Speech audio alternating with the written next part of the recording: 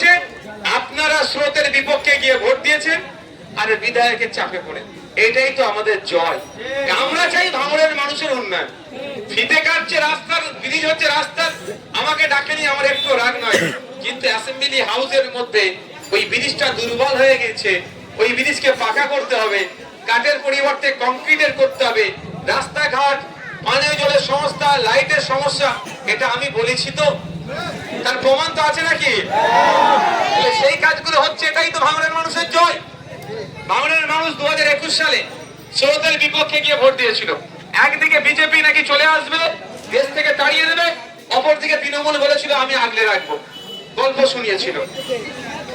আর আমি ওখানে দাঁড়িয়ে কি বলেছিলাম, যে অমিত শাহ, মোদিজি কেন, কারো বাবার ক্ষমতা নেই কোন একজন ভারতীয়কে দেশ থেকে তাড়াবে।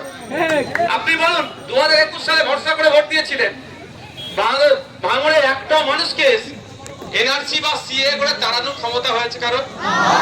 কেন হয়নি? আপনাদের জন্য সুপ্রিম কোর্টে মামলা আমি করে রেখেছি, ওই জন্য কিছু করতে পারেন।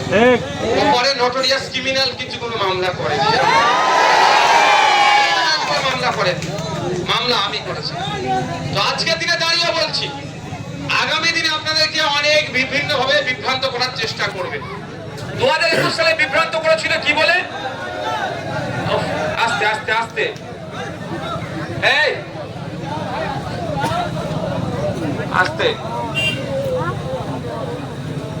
এই তোমরা কথা বলবে না, এখানে আমাদের প্রশাসনের লোকেরা আছে, কথা বলে নেবে। হ্যাঁ, তোমরা একদম কথা বলবে না, আমার বক্তব্য ব্রেক হয়ে যাবে।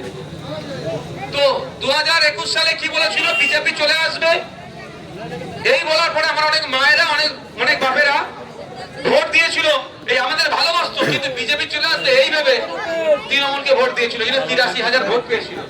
আমার এই 4 বছরে তৃণমূলের আচরণ, তৃণমূল আর বিজেপি যে আলাদা নয়, দুটোই আরএসএস এর সন্তান, বিজেপির গর্ভে তৃণমূলের জন্ম, তৃণমূলকে লালন পালন করে বড় করেছে বিজেপি, এটা কি দিনের আলোর মতো পরিষ্কার হয়ে গেছে।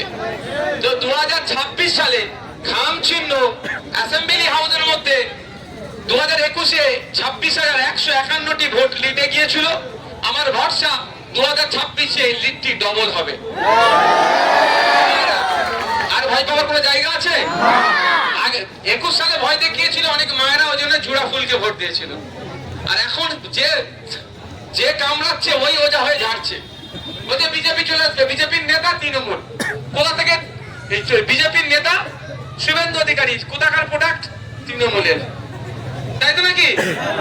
বিজেপির নেতা সৌমিত্র খাঁ, কোথাকার প্রোডাক্ট? তৃণমূলের। এরকম সারা রাত চলে যাবে বললে, এত তৃণমূল থেকে পাঠিয়েছে। এরা একে অপরের পরিপূরক। তাই তৃণমূলকে দিয়ে বিজেপিকে আটকানো আর বিজেপির যেমন অসম্ভব ব্যাপার, ঠিক তৃণমূলের অত্যাচার বন্ধ করার জন্য বিজেপিকেও বেছে নেওয়া অসম্ভব ব্যাপার। এরা একে অপরের প্রতি বিচার করবে না। যদি করতো, এতদিন শুভেন্দু অধিকারীকে জেলের ভাত খাওয়াতো। শুভেন্দু অধিকারী কলকাতা পুলিশের সিপি স্যারকে নিয়ে যেভাবে খারাপ ভাষায় আক্রমণ করলো, ধরো তো জেলে রাখা দরকার ছিল ভাই। রেখেছে জেলে? রাখেনি। আর তৃণমূল কংগ্রেসের আমলে যে দুর্নীতিগুলো হচ্ছে, বিশেষ করে আমাদের বাড়ির সন্তান নাকি আরজিকর হসপিটালের ওই ডক্টর ম্যাডাম, তাকে যারা রেপ করলো, খুন করলো, রেপ করলো, সিবিআই সে মামলাটা দেখছিল, মামলার অর্ধেক কোন জায়গায় মামলা আছে আমরা ভালো করে জানি। অর্থাৎ যারা প্রকৃত দোষী সবাইকে ধরেনি, এখন আমাদের বিশ্বাস, আমার এটা ছেড়ে রেখে দিল। তাহলে তৃণমূল গাড্ডায় পড়লে বিজেপি বাঁচায়, বিজেপি গাড্ডায় পড়লে তৃণমূল বাঁচায়, আরে একে অপরের পরিপূরক। আর এসে আমাদেরকে গল্প দেয়। আচ্ছা আপনারা বলুন, 77টা অফিসিয়াল এমএলএ আছে বিজেপির, কোন জায়গায় অবজারভার দিয়েছে? কেন একটা দিতে হচ্ছে? ওই 77টার থেকে বেশি ভাঙড় বেশি কাজ করছে বলে।